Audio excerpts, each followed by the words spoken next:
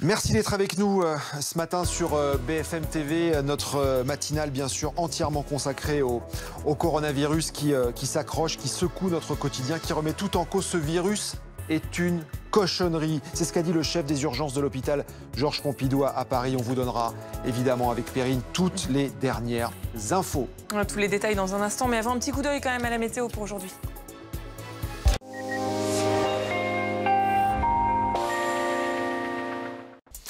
BFM TV 6h, merci de nous retrouver en ce dimanche matin. Encore plus de 800 morts, rien que pour la journée d'hier. Le virus est trop fort, l'Italie n'y arrive pas. Les hôpitaux sont débordés, le service de santé au bord de la rupture. De nouvelles mesures de restriction viennent d'être annoncées par le Premier ministre. Nous ferons le point. En France, le ministre de la Santé revoit sa stratégie en matière de dépistage. Ils seront mis en place à grande échelle dès que le confinement sera terminé. Une nouvelle doctrine alors que le virus a tué 112 personnes hier à l'échelle de notre territoire. La course contre la montre pour trouver un traitement également. Les chercheurs sont à la tâche. Des essais cliniques vont débuter. La chloroquine qui revient dans toutes les hypothèses. Et si cette substance était le remède miracle, le gouvernement veut le tester rapidement.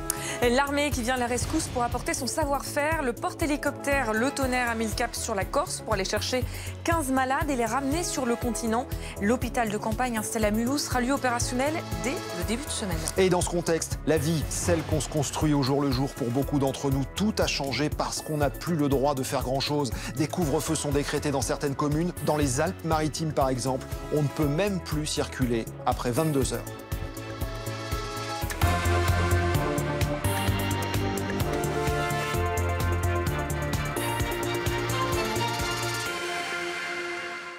Tous les jours, donc vers 18h, cette appréhension, on attend que le nouveau chiffre, le nouveau décompte des morts en Italie pour voir si ça baisse. Mais ça monte encore un peu plus chaque jour. Hier, près de 800 nouveaux décès ont été enregistrés. Les Italiens n'arrivent pas à casser la chaîne de transmission. Les hôpitaux débordent, le flux de patients infectés est ininterrompu. Le Premier ministre Giuseppe Conte a même pris de nouvelles mesures de restriction. Il décide de l'arrêt de toute activité de production qui ne serait pas indispensable à la vie du pays. Guillaume Barquier, il a la Fleuille.